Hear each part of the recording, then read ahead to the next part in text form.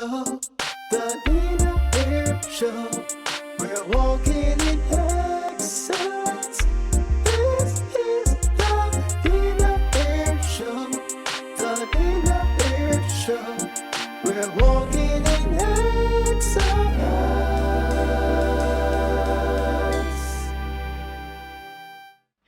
Hi guys, welcome back to the Nina Air Show. As you guys know, we got to do something even before we get into this video, and I hope you know what it is.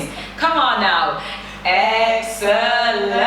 Come on. Excellence. Girl, do it like you know it. Excellence. Come on. Excellence. Woo. I'm not wearing my long hair today, but I'm gonna still shake my hair.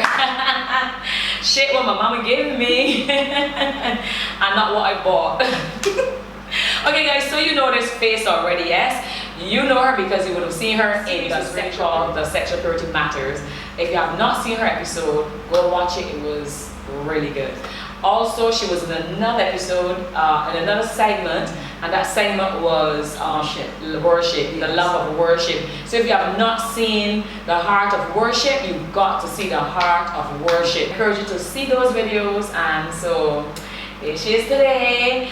As you know, this is Juanita Birchwood. She's also a pastor. Okay, so welcome to the show. Thank you for I should be having me. saying welcome back. Thank you. You look beautiful, by the way. Thank you. You're most welcome. So guys, so she's here with us, and we are obviously in December. We are having our Christmas segment, and it's all about being fabulous on a budget. She's going to be a regular on the Nina Air Show, because what I've done in this particular season is this new season is we're going to have budgeting, which you will get with Deidre Leacock. You're going to have fitness with Sheldon. He's with General, and then you're going to have fitness for the youth with Felicia.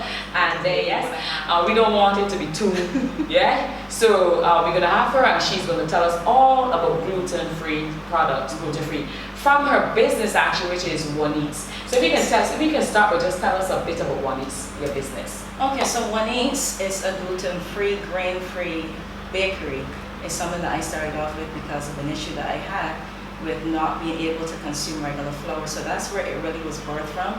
And since that time, I've developed a whole range of products, which you'll be hearing on the other episodes. Wow, I love that. Yes, I can tell you, I'm a taster tester of her products. I remember there was a time I was ordering oatmeal cookies so often. I mean, I had to give it a break because they are so good. You don't feel like you're missing anything, to be honest. And that's the plan.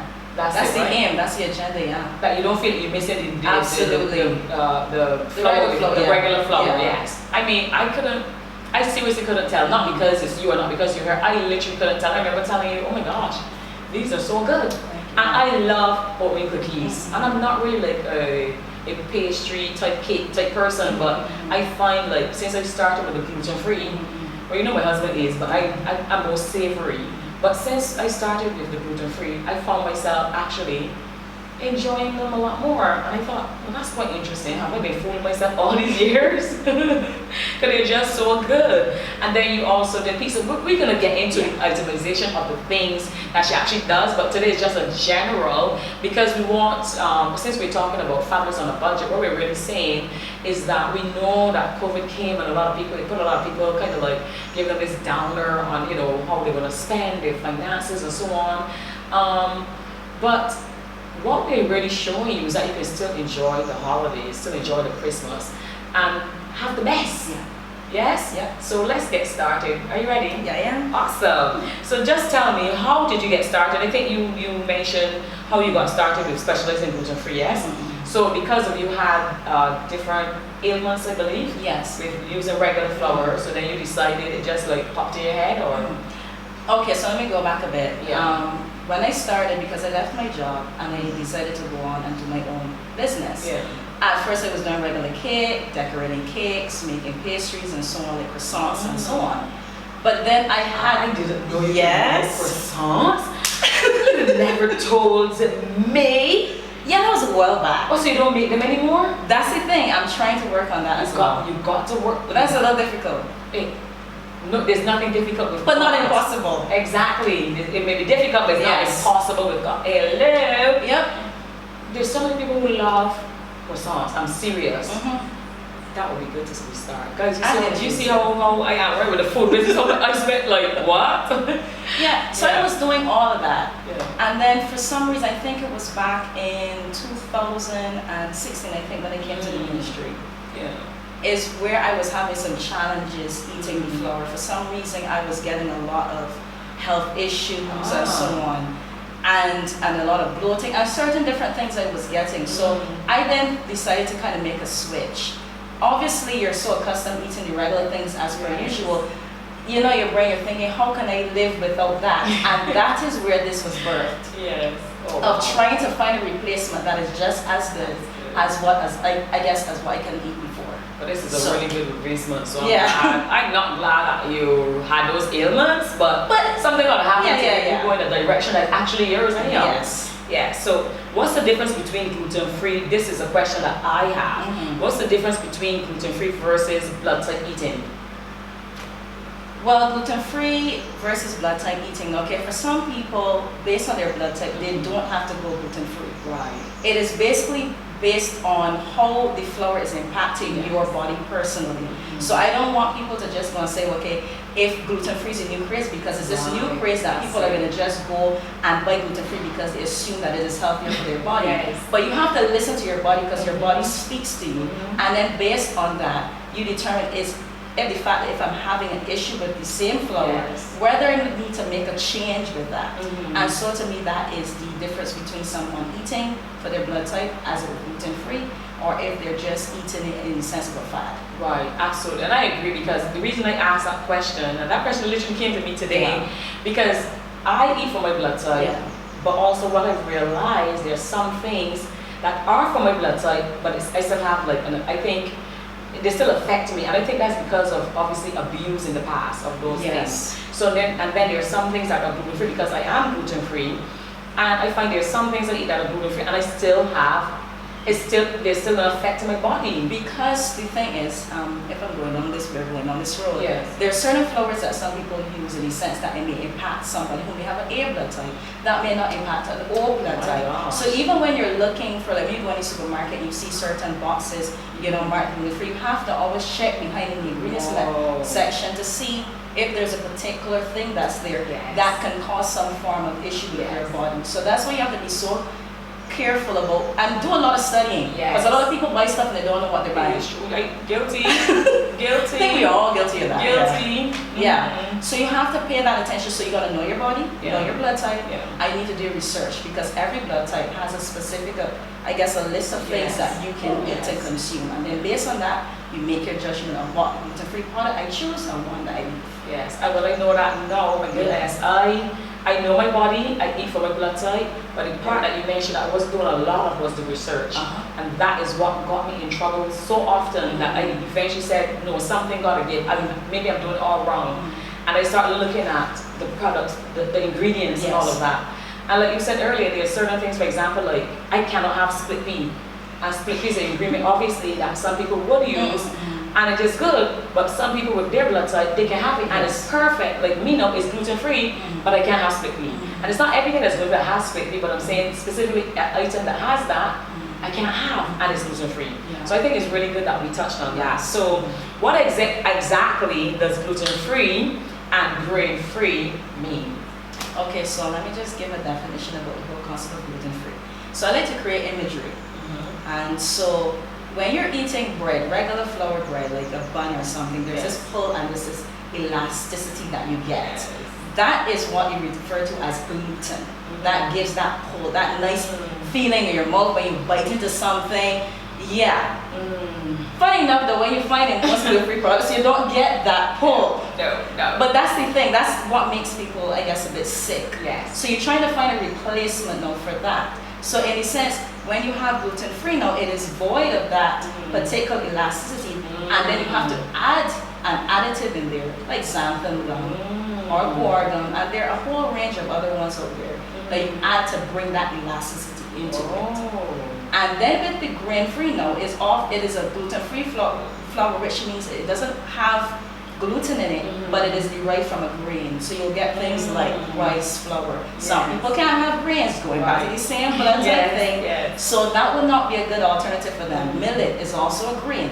Corn is also a grain. Which I can't have either. There you go. Wow. Which are, and the thing is, those things are in so many different products that you don't know. Yeah. Baking powder has that in it. So even if you're a gluten-free baker, you you might be wanting for your stuff like, to rice and so on. You may choose a baking powder that says gluten-free, but it might have cornstarch in it. So you have to look for all of those different things. So that's basically breakdown. This is good stuff for me because I don't bake nothing. I let people who bake because this one, guilty of not liking the oven. Anyway, I love that you brought that down. That's a lot. So to really take in that. So when you go to shop and we realize that we're still feeling sick, and we're getting so sick, and we know that it's the food, and we're saying, but I'm doing everything right. But a lot of us, what we're missing is the research and looking at the ingredients. And for a long time, I was having this thing called spelt bread, and somebody said to me, "That ain't no gluten-free. Check the package." I was like, I cannot have spelt, and I was using spelt, and I would always be sick. And I'm like, all I had was a slice of toast with, and I'm like, oh my goodness. So you really have to pay attention to the ingredients. So I think that's really key. So again, guys, this is just a generalization of everything. We're not going to get into specifics on, as I said, she's going to be a regular, so we're going to talk more about specific things, but today is just to give you more like an overview kind of thing. From your assessment, why do you think so many people have become interested in gluten-free? I can break that into two groups. Break it into two. That I can think of right now. There may be others, but there are two that come to my mind. One, I guess a group of people that have been caught in the fad. I'm being honest. You have that group. And then you have a sincere group that they're recognizing that the flour is having an impact on them. This is regular wheat flour I'm speaking of. And they need to make a change. Now, I know some of our viewers may be thinking, when I was younger, I would not have had this problem, which was me. I was eating flour, it was not a problem. But for some reasons, I'm getting older, or as my body is not being able to digest it as well, there's something that's changing in my body. And as a result of that, people are picking up on that and they're wanting to make a switch. So some for health reasons and others for fat. Yes, mine was definitely health reasons, because I started noticing, as you say, you get older, you start noticing all these changes. And for many years, because I've always been a gym person, for many years, I thought that having whole wheat was the thing. Then when I learned my blood type, so I would always say to my family, oh, I don't eat white flour, only whole wheat. 100% whole wheat, don't give me the water, don't 100%, and all that kind of nonsense. And the nonsense for me now, if it's whole wheat, it's good for you, then it's good for you, but for me, I'm speaking about. And here's the thing, when I did my blood type and had my blood chart and see all the foods I can eat, and I realized that things like corn and whole wheat was some of the high level things, like the priority ones that they said to do not eat, do not eat. And I was like, oh my gosh, for years and years and years, I stuffed my face with whole wheat and those type of flours. And I was like, oh my goodness. So now it became a point, it got to a point where it was too much in my system. So I couldn't even just switch. And that's another thing. I mean, you're not the nutritionist here, but I'm going to have a nutritionist on the show for these type of questions. But that's another thing though, is that even though I switched, I thought I could just switch. But I realized that when I switched, there was not a lot of change. I had to detox. So that is important. But we know we're not nutritionists here now, but we're just saying that this is something that you're going to have to do. Don't just switch. Go on a 3 to 5 day detox and detox yourself. Get rid of all those toxins and stuff. And then switch to the gluten-free if you have not started. If you start, just stop. If you notice there's no change, just pause for 4 or 5 days and detox. Seriously, I had to do that. Then I started noticing the difference in how I move, how I think, how I speak, everything, because everything inside becomes so cloudy. I'm tired all the time. Yes. All the time. Yep. And when you have a husband who might like, can't be tired all the time. God forbid you be tired all the time. No. Tired all the time. Anyway, guys, you know you're on the Neely Air Show. You have to have some fun now. Okay, so I love your assessment on that though. Why do gluten-free products tend to be so expensive? I love this question. Because the main products to make anything are expensive. Yeah. Very expensive.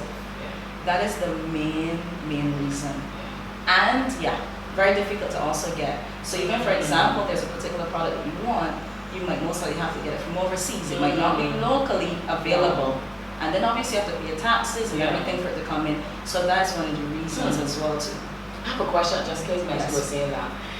There are some people, I don't know if you call this grain-free, I'm still learning. You can correct me, that use like sweet potatoes, obviously not English potatoes, sweet potatoes, things like cassava, what else? Variations of flours like that.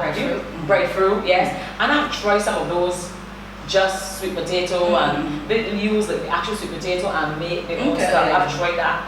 And it was really good. And I have to say, even like the, what you call the consistency, what you call the texture, yes, that was actually quite good too. And I was surprised. You know, the way you hear people doing gluten-free, you want to try to see how this body all tastes, and I was actually quite surprised. So the question I really wanted to ask is it still will be as expensive? I mean, don't get me wrong, it's expensive, but not expensive in a bad way, because when you understand what you said, to get these ingredients is costly, you have to add that cost as well. So is it any less or any different in terms of using like sweet potatoes that you can get like locally, like your local stuff? Is that any difference in terms of price? Well, there is a particular method in which I use to make my stuff. So in the sense of using like mashed potato and so on, I have never attempted that. I stick to just basically the flours that are available here that are locally produced. Yes, yes. So for me, I haven't tried it, so I can't say whether or not it would be. Yes. So okay, yeah. Okay. Yeah. Oh, I actually thought you did here. No, please. You have the sweet potato thing down pat. Just flowers. Oh, the flowers. Yes. Nevertheless, they're all good now. Yeah. No, I am so serious. When I started that gluten-free journey, everything was so expensive. I'm like, babe, like buying 2 things is a whole budget for the month. I'm like, how are we gonna do this? No, I'm being sincere. Yeah. It is expensive. That's the major drawback. And when you go to the supermarket, you build. To me, our bill increased like Absolutely. majorly. Absolutely. And when I come and put the stuff out, I'm like, where's the stuff, all this money? And I would watch other people put, and I would deliberately look at their thing, and I'm like, $200 for all that stuff. Then when I go now, my bill is all over 400, and I'm like, it's only me and him. There's only 2 of us. Yeah. Why? And then it doesn't last a whole month. That's like almost like a week still. Yes. And I'm not exaggerating, guys. I'm so serious. But the raw product is so expensive and it's Expensive. small. Yeah. The Yes. commodity, the amounts are very, very small for a lot of money. Yes. But yeah. You're absolutely right. Yeah. So we're saying that these products are expensive. So when you get the ingredients are expensive. So when you get the actual product, like the end product, today what we have on the show is what did you bake for us? I baked chocolate cake. Chocolate cake. So today what we have here is a nice gluten-free chocolate cake. And I'm gonna take it all the way out. Look at this. I'm gonna enjoy this after the show. Look at this. So we did this today, and this is gluten-free. Yes, and I know we have tried her chocolate cake. Actually, it's my husband's favorite. And it is so good, and you can't even tell it's gluten-free. And one of the things I wanted to say to you as well is that I find, it's so amazing, that I find with gluten-free, you don't get as full as quick though. No. So you see how they make the money, because one little small packet has one little bit of items in it, and you're not full, your mouth actually watering for more. Absolutely. But like this, you have a normal flour cake, regular flour cake, and you could eat a slice and you actually can feel it. But with gluten-free, you can literally have 2 slices and you don't feel it as much. It's not as, it doesn't make you feel as sluggish either. You actually feel really good. You can work out after eating this. But with normal flour, you just want to sleep. So in terms of this, how much, this is what inch? That's not my thing, that's yours. With this, especially done for the program today. So usually with a 9 inch, it'll be about $26. But that's not bad. 26 or 42. One of the two. 26, but you're going to send me. Yes, I have all the information there. Yeah. And you have your Instagram as well? Yes, I do. JuanEats. So you can tell JuanEats Healthy Eats on Instagram and Facebook. It's JuanEats. Yeah. And all the listen and everything is there. Prices and everything. Yeah. So I'm going to definitely make sure that is there for you. One of the things I wanted to ask, so this is not the normal pan that you would use. No.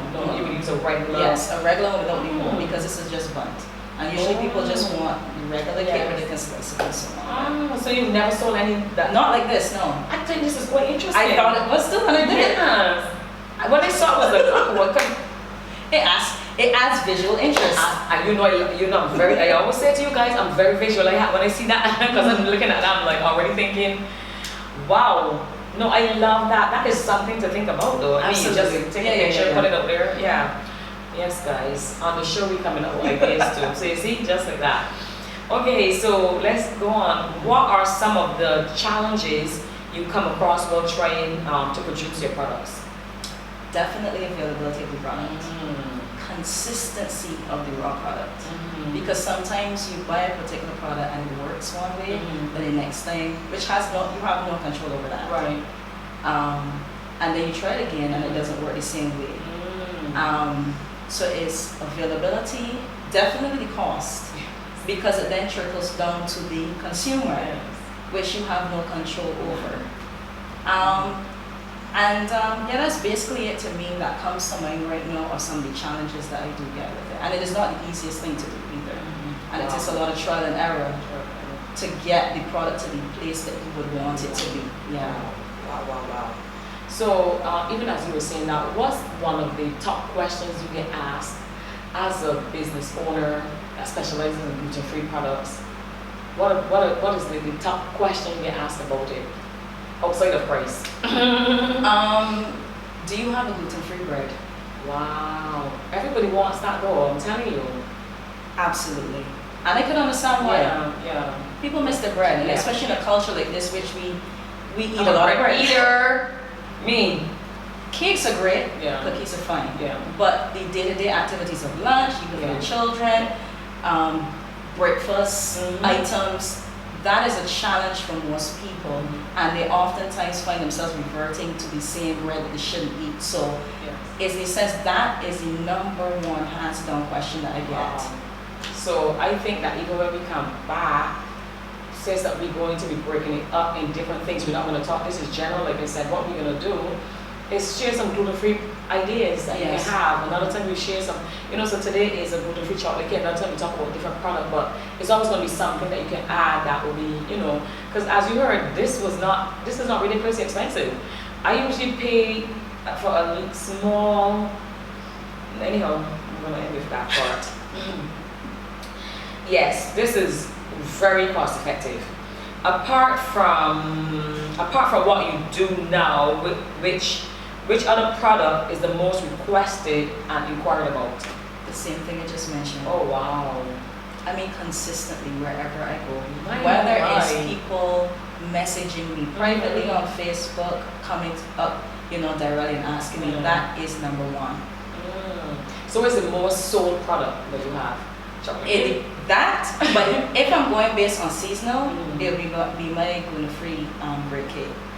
Christmas cake. I know for me that's, I just gulp. Listen guys, I'm so greedy. Oh my gosh, I just gulp, literally gulped. No, that great cake. That is awesome. Thank you. The texture is mouth-watering. I mean, I remember I bought a great cake and I think I gave my family some of this great cake. My family was like, you are hiding out. I'm like, no, it's not that. And I tried to explain my way out of it.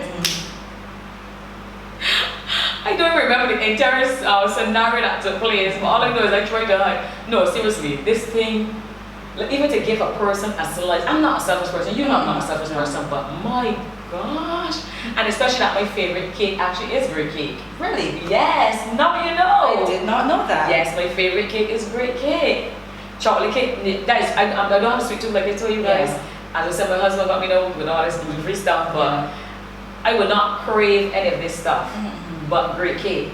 Yeah, like for our anniversary last night, what did I ask him to get? Great cake. Okay. So before we go any further, guys, I just want you to know that this video and all the episodes that's going to be with JuanEats, yes, so gluten-free by JuanEats. I don't know if you like that. Sure. Gluten-free by JuanEats. That came to my That's spirit. what Yes, it came to my spirit as I was getting ready to meet you. I said, whoa, I don't actually have a title for all of her segments. So gluten-free by JuanEats. I want you to know all the videos are going to be sponsored by JuanEats. So thank you so much.